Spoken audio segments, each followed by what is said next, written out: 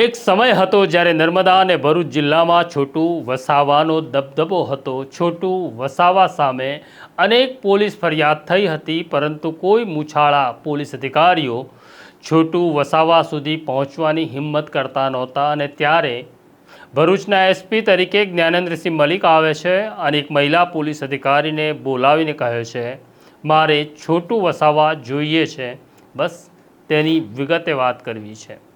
વૈષ્ણવજન તો તેને કહીએ જે પીડ પરાઈ જાનાને રે। નમસ્કાર, નવજીવન ન્યૂઝમાં તમારું સ્વાગત છે અને હું છું તમારો પ્રશાંત દયાળ। વાત કરવી છે પૂર્વ ધારાસભ્ય અને આદિવાસી નેતા છોટું વસાવાની।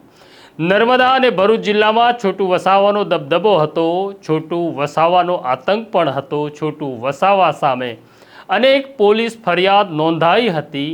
પહેલાં તો લોકો ફરિયાદ કરતા ડરતા હતા, પણ ફરિયાદ નોંધાયા પછી પણ પોલીસ છોટું વસાવાનો વાળ વાંકો કરી શકતી નહોતી। અનેક ગુનામાં છોટું વસાવા ફરાર છે એવું કાગળ ઉપર રહેતું, પણ છોટું વસાવા પોતાના ગામ, પોતાના વિસ્તારમાં બિંદાસ ફરે, પણ છોટું વસાવાને અડવાની પોલીસમાં તાકાત નહોતી। ત્યારે ભરૂચના એસપી તરીકે જ્ઞાનેન્દ્રસિંહ મલિક આવે છે અને જ્ઞાનેન્દ્રસિંહ મલિક દસ્તાવેજો તપાસે છે, રજિસ્ટરો જુએ છે અને ખબર પડે છે કે છોટું વસાવા સામે ગંભીર આરોપ છે, પણ છોટું વસાવાને કોઈ પકડતું નથી। છોટું વસાવાને જે સરકારો આવી, તમામ સરકારો રાજકીય રક્ષણ પૂરું પાડતી હતી। છોટું વસાવાને પકડવા જાઓ એટલે ગાંધીનગરથી ફોન આવતા હતા, પણ જ્ઞાનેન્દ્રસિંહ મલિકે કહ્યું, હવે છોટું વસાવાનો સમય સમાપ્ત થયો છે, કાયદાનું સ્થાપિત કરવાનું છે, મારે છોટું વસાવા જોઈએ છે।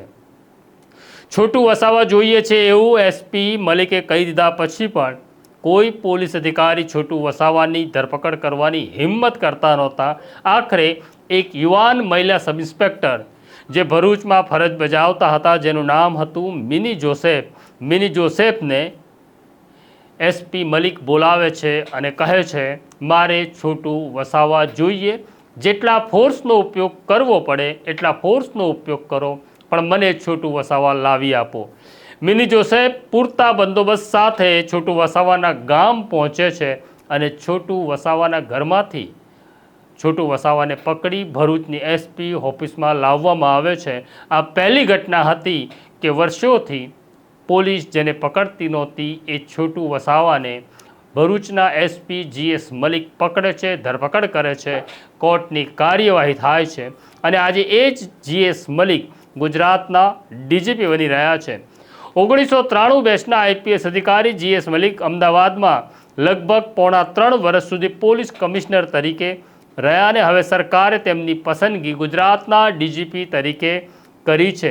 જીએસ મલિક સોમવારે સવારે 10 વાગે ડીજીપીનો ચાર્જ સંભાળવાના છે, પરંતુ હજી એ નક્કી થયું નથી કે જીએસ મલિક ડીજીપીનો ચાર્જ સંભાળ્યા પછી અમદાવાદના પોલીસ કમિશનર કોણ રહેશે। સરકારે હજી કોઈ સૂચના આપી નથી, એટલે એકાદ દિવસ એવું પણ બને કે જીએસ મલિક અમદાવાદના પોલીસ કમિશનરનો ચાર્જ પોતાની પાસે રાખે અને ડીજીપી તરીકેનો હવાલો સંભાળી લે। શક્યતા એવી જોવાઈ રહી છે કે અત્યારે કોઈ નવા પોલીસ કમિશનરને ન મુકાય, પરંતુ અમદાવાદના સૌથી સિનિયર આઈપીએસ અધિકારી શરદ સિંઘલને અમદાવાદના પોલીસ કમિશનરનો હવાલો સોંપવામાં આવે। શરદ સિંઘલ અત્યારે joint police commissioner crime branch તરીકે ફરજ બજાવી રહ્યા છે। અગાઉ પણ આ પ્રકારનું થયું હતું। સંજય શ્રીવાસ્તવ નિવૃત્ત થયા પછી નવા પોલીસ કમિશનર મૂકતા પહેલાં 9 મહિના સુધી આઈપીએસ અધિકારી પ્રેમવીર સિંહને પોલીસ કમિશનરનો હવાલો સોંપવામાં આવ્યો હતો। આમ હવે સોમવારને ગુજરાતને એક નવા ડીજીપી મળશે। આ પ્રકારની ઘટના તમને નવજીવન ન્યૂઝ ઉપર જોવા મળશે। અત્યારે મને મારા સાથી જયંતને રજા આપો એ પહેલાં અમારો બેલ આઇકોન દબાવી દો, સ્ટોરીને શેર, લાઇક કરો અને તમારી કોમેન્ટ લખો। નમસ્કાર।